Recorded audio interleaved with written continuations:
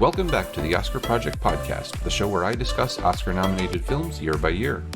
I am your host, Jonathan Eaterberg, and today I'm bringing you my second author interview, this time with two guests, Charlotte Booth and Brian Billington, authors of the new book, The Movie Lover's Guide to London.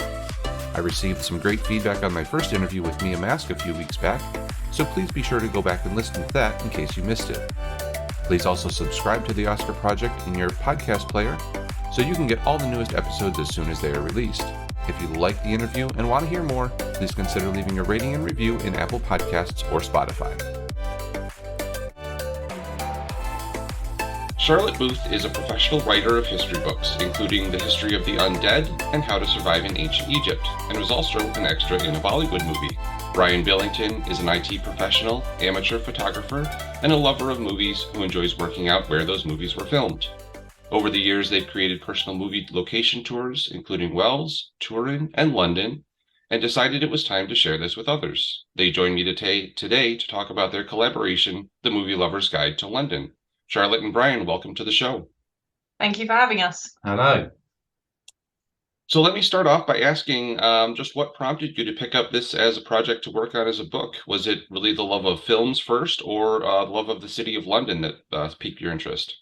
Probably a combination of the two. I'm originally from London, so I lived there for the first 30 odd years of my life, so it's my home city. But yeah, I mean, we've watched a lot of movies, and it is one of Brian's annoying little tics where he has to point out where every little location is. And he's been doing it for years, so we thought we might as well use that. Sure. And yeah, so we thought we'd combine the two with a city that we both know relatively well, and yeah, also his obsessiveness with trying to locate places. Makes sense. And you said you're originally from London. Did you decide on London because of that? Were there any other cities that were considered elsewhere in the world, or might there be a follow-up at some point down the road? Well, we started with London because obviously Charlotte knows London quite well. Sure. She knows all the small little back streets around London, and London's got such a lovely architectural history to it. And there's quite a lot of old buildings in London, so I quite enjoy walking around London, finding old buildings in tucked alleyways. And for the same reason, that's why location people do the same thing. So I think London is a draw for filmmakers as well, for very much the same reason. Sure. So it seemed like an obvious place to start, rather than perhaps a smaller English city where, yes, movies are made there, but not in the abundance. Right. You can get a lot of kind of older buildings in London, and then you can find some brand new buildings that have just been built with modern architecture at the same time. Yeah, exactly. Yeah, so you have it sort of crosses all sorts of genres in movies as well, because you can have science fiction with some of the super modern buildings where, like, right, the metalwork, like the lift work, Mission Impossible and stuff was filmed there, and that's a lot of the new buildings around the Paddington area. Yeah, so you've got these buildings where the internals are all on the outside and look very space age. Mm-hmm.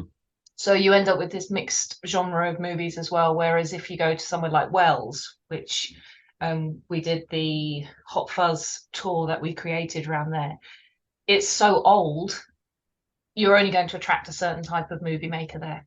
Right, absolutely.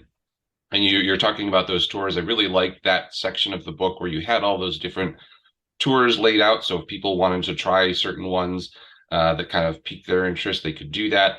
I'm hoping to get over to London at some point in the near future to try some of them out myself. But were there any of those that didn't make it into the book, or things that you had to cut out other than the tours? The tours were actually led by the locations themselves. So when we started the book, we didn't really have an idea, did we? No, we sort of like wrote the book, and then at the end found all the locations and then put them together into a tour, if you see what I mean. So it's like we didn't know at the beginning if there would be enough churches or cemeteries to be a tour in its own right. So we were very much led by the locations as we identified them. Excellent. So I imagine if we did another one on movies, the tours are going to be different, because it depends what locations have been used. Right, makes sense for sure. Now, Charlotte, I know you've written several books before, and Brian, this is your first book. So what would you guys say was the biggest challenge in writing the book together, and how did you overcome that? I'll let you answer this first because it was your first book, and obviously you had me cracking the whip behind you the whole way. Well, I was say, well, looking at we were sitting down watching movies, and some of these movies are like 2 hours long, but we're pausing them through the movies. So it literally is like 3 to 4 hours a movie would take, because we're pausing scenes, trying to work out exactly where that scene was shot. And then I'd go off to Google, have a look at Street View, and try to triangulate what's in the background or where the movie was shot. And that took quite a lot of time. Probably more than we realised. Yeah, and took a long there's time. about 100 films in the book. So, Right. you know, if everyone is taking, you know, at least 3 hours, and there were some sites. Yes, a lot of the films are digitally manipulated as well. So they change the background, and they change the shot frontages, so that they're not exactly the same as what you see them in real life. Yeah. And that's quite tricky to do, because you think you just look at like a news agent and the street name, but they've changed it, so it's not the same in the film. But you can work it out. And there was also parts where it almost became like a challenge to identify a site. So in one film, Cockneys versus Zombies, there's a bus stop, and the scene is literally 30 seconds long at this bus stop. Right. But it's like, oh, that should be easy to identify. You've got the bus stop that tells you the numbers of the buses that stop there. You've got stuff in the background. How many weeks did it take you? They changed the number of the bus digitally, so you couldn't follow the bus route on Street View. So in the end, I found a wall. There was a wall, and it looked like a tube station behind it. And I eventually found it. I think that took me about a week and a half just to locate this 30 seconds of a film. And I really hope people go and sit at that bus stop and appreciate the amount of time it took to identify. Sometimes you'd find a scene, and you'd look it up, and you'd find out where it was, and it fell outside London. So it couldn't go in the book. You'd spend hours trying to find something, and it wouldn't make it. Or equally frustrating would be you'd spend hours looking for a site that was quite substantial in a movie, and you located it and then realized they pulled it down last year. Oh no. That happened quite a lot, because there are obviously parts of London that are constantly being reconstructed. So yeah, I mean, if something that was filmed, you know, as far back as 2015, there's no guarantee those sites are still there. Yeah. So it's quite worrying to think that perhaps next year some of the sites in the book may be gone. Yep. If you want to take the tours now, you gotta grab it while they're still there. Up and updated. So yeah, I mean, there's different things, obviously, because I've written a number of books. I've got a very personal process with it, and having to bring Brian into that was quite challenging, because he works in a very different way to me, and there was lots of questions like, is this what you normally do? Why do I have to do it this way? It's like, just do it this way. It'll be much easier if you do it this way. So there were a few discussions like that, but working together wasn't too bad, because we both have different skills. Love watching films as well. Yeah, sure. Yep. And most of these films we'd seen, you know, we'd watched them normally. We just sat the first time watching a film and just literally pausing it every 30 seconds, looking at locations. We'd watch the film, and then we'd go back over it, and then pause particular bits we thought that might be interesting to go into the film. Right. And to that end, was there anything, you said you had a few challenges finding some of those locations. Were there anything that you just couldn't find enough information to locate it? Yeah. There's quite a few of those, and this is why we would spend so long on one particular site, especially if it was an important part of a story or a film. And sometimes you just couldn't find them, and it could be because they've been pulled down or they were CGI'd, because it's not always very easy to identify if something's done in a studio or if it's done actually on location. You could be spending hours looking for a place that doesn't actually exist. Exactly. As we did many times. And so they just had to be removed. And that was an unpleasant part of the edit, when it's like, we really want to include this site, but we can't find it. I hate to be beaten as well. I'm sure. Yep. Take that a little personally. Yeah. Now, so my next question might be one of the hardest for you. You've both obviously watched a lot of films over the years and in your research for the book. But if you had to pick a top three, what would they be? Right. There's so many films, and we try when we're thinking about this, and it's like, wow, they've probably got to be in the book, right? So, Lock, Stock, and Two Smoking Barrels absolutely is one of my favorite films. And to be fair, and this is a little bit of pointless trivia, I think on our first date when we met up in London many years ago, we actually went to some of the sites because I knew where they were from the film. Oh, that's fantastic. Around in Borough Market, and we went to the place where they did Two Smoking Barrels. Yeah, so it's where they lived and the taxi rank, and I remember Brian was very excited by that, and that was our first date. So that movie's kind of quite weirdly quite romantic for us, considering the context of it. Right. To be fair, also some of Bridget Jones's was filmed around there as well. Yeah. I quite like Is that one of your favourite movies? Yeah, I quite like Bridget Jones. That's the problem. Some of these really soppy ones, you know, like Four Weddings and Notting Hill, they're really nice rainy day feeling rubbish movies. But favourite movies for me, it has to be Paddington, because I am so desperate for Paddington to be real. So I think everyone would love that. Yeah. So I think Paddington, and I've watched that film so many times. And really kind of left field one for me would be Cockneys versus Zombies, because it's bizarre. It's really cheaply made, but I just find it really amusing. It's awful, but so awful it's good. Right. Yeah. Makes sense. So what about you? I'm quite a Guy Ritchie fan of his films, so Lock, Stock, and Two Smoking Barrels would be one of them.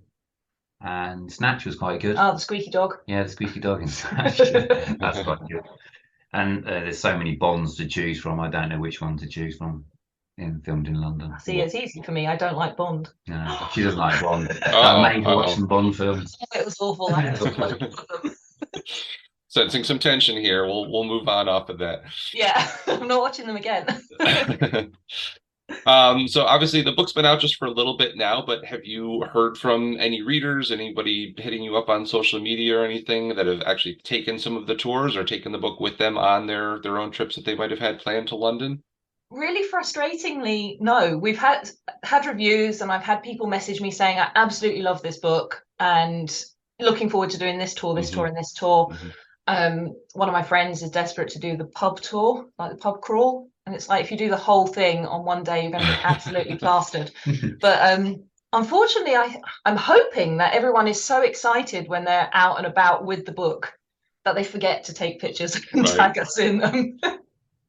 So hopefully if anyone is listening and they are out and about with the book. Yeah. Do the tour and let us know how you go on. If you get the book and have the book and take it with you to London, let Charlotte and Brian know. Excellent. So I have a couple books or a couple of questions not specifically related to the book, but before I move on to those, is there anything else you wanted to touch on about the book specifically? There's one thing that I found particularly intriguing about doing the research for this book. And although we're starting with a very modern approach, we're going through the movies, we actually learned so much about the history of London through this. And I grew up in London, lived there for 30 odd years.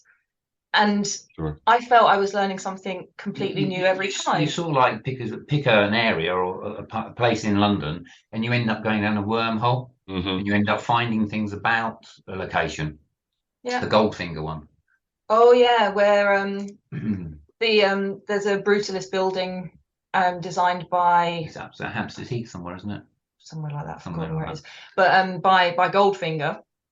There's an architect, Erno Goldfinger, and Fleming and him apparently had a beef going on, and that's why Goldfinger is one of the baddies in the Bond films, based on this brutalist architecture, which isn't that bad. I quite like brutalist architecture, but it was just one of the random things. And then another one of his buildings ended up, I think, in Paddington as well. So I found all these odd connections doing the research, and I think it's a different way of approaching the history of London. I mean, obviously I have a history background, and anything that brings people to learning about the past, I think, is good. But you can learn about the past 100% through the present on this. Sure. Yeah. Which I think hopefully for others is as fascinating as it was for us. Yeah. Excellent. Brian, anything that you want to touch on before we move on? No, touched it already. Cecil Street was one of my favourite places. Lots of films have been done down there, and then we ended up going down a wormhole with that one as well, didn't we? Yeah, I love that place. It's a tiny little alleyway just off Charing Cross Road. Yeah. You wouldn't see it if you just walked down Charing Cross Road. It's a very small alleyway, but lots and lots of films have been filmed down there. Yeah. It started out as weirdly Mozart lived there in the 18th century. Oh, okay. And not for very long. He was a child, and then it was pulled down and rebuilt, and then it was a movie place where all the film was kept, and they were worried about it catching fire because it's so close to Trafalgar Square and the portrait gallery. Yeah, so they were worried about all the paintings going up in flames. Oh. And now it's a book street, so it's where you get lots of rare books and things like that. So and some of the Harry Potters have been filmed down there. Miss Potter. Miss Potter. Yeah, Miss Potter was down there. Wonderful. But yeah, so lots of little things like that. Yeah. Wonderful, wonderful. Well, if you could, so I'm going to move on. This is my fun question that I try and get folks to answer here. If you could invite any 3 movie characters to your next dinner party, who would they be and why? This question is so hard. Well, I'm going to pick James Bond to start with because he's got some really good travel tips. I wouldn't want to go traveling with James Bond. Absolutely not. Travel follows that man. 100% Paddington.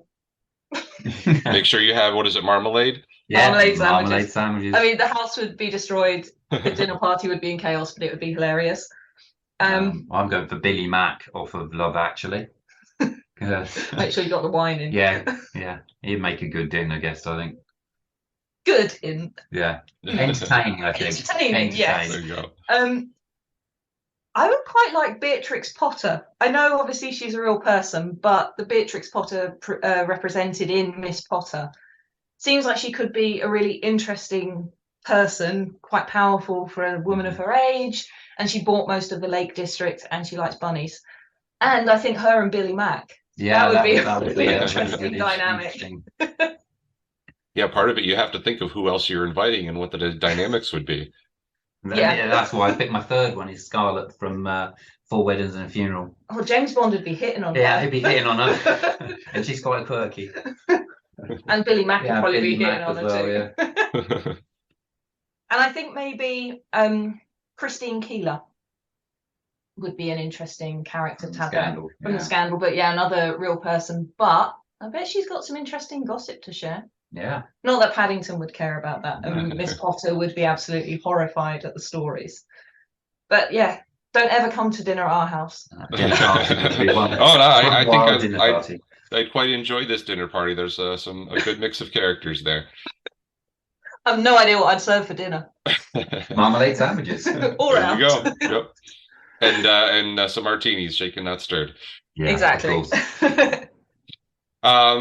Great. So do you guys have any books that you would recommend that you have personally read recently, whether they're related to movies or fiction, whatever you might be reading recently that you've enjoyed? Well, I listened to a podcast called Scientish, and they wrote a book called Hollywood Wants to Kill You, and that's a very good read. It's a very geeky book though, so yeah. But I've read that too. Yeah, Charlotte's read that one as well. Oh, I read so many books. I particularly like Hollywood Wants to Kill You, but what have I read recently? I've been reading some really twisted things recently, actually. I've recently finished a book called The Italian Boy, which was about body snatching in the early 19th century. So yeah, body snatching and murders. Body snatching and Hollywood's trying to kill you. Yeah, there's a bit of a theme going on. Yeah. Wonderful. And lastly, before we wrap up, I know you just finished the book. It's just been recently published, but do you have any other projects lined up next? Do you have any other books in mind? Any other city guides that might be movie related coming in the future, or anything else that you wanted to discuss? We are actually working on 2 more guides in the same series, both based in London. One, I'm not going to give you the titles, but one is based on reality in one way or another. So it's kind of a history tour of a type. And the other is a genre-specific movie book. So both in the same series, both going to be pretty much in the same way. So we've spent the last 2 or 3 months going around London when we again. were doing research for this one, we found so much information. Right. Couldn't fit it all into one book, so. And we quite like the process. We quite like the process of doing it. So we pitched another one, and they're like, "Yeah, how about this one and this one?" And it's like, perfect. Yeah, so, wonderful. Well, we'll look forward to those, and maybe when those come out, we can have you back on to discuss those and talk about some more movies. That would be wonderful. I think they're coming out next year, because one is due at the publisher very, very shortly, and the other is due at the end of October. So I think they're both due for next year. Excellent. Well, thank you both so much for the time today. I really appreciated taking the time to speak with me and for sharing the information and the stories that you had in the book. And hopefully we'll be able to speak again soon on your next books. Wonderful. Thank you for inviting us. It's been fun. Yeah, thanks for the time. Take care. Take care. Cheers then. Thank you again to my guests today, Charlotte Booth and Brian Billington. Their latest book is The Movie Lover's Guide to London, and I'll have a link to where you can pick that up in the show notes, along with links to the movies and books mentioned throughout the interview. Please come back for my next episode, where I will be speaking with Suzanne Ferris, author of Lost in Translation from BFI Film Classics. Until then, I hope to see you at the movies.